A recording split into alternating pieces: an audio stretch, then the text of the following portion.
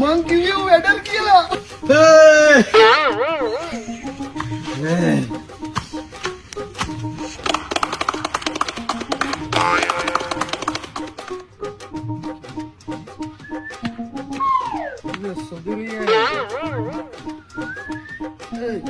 තමයිඩෝ වැඩර් අන්තිම පෑ ගාලා වරේ.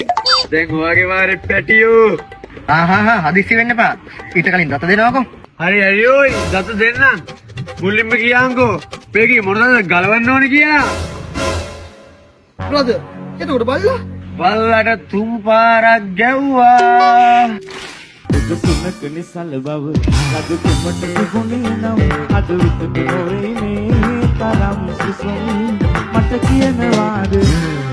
කියනවාද වැඩි ආදරයට ඇයි දුන්නේ රිදුම් සුනක නිසල බව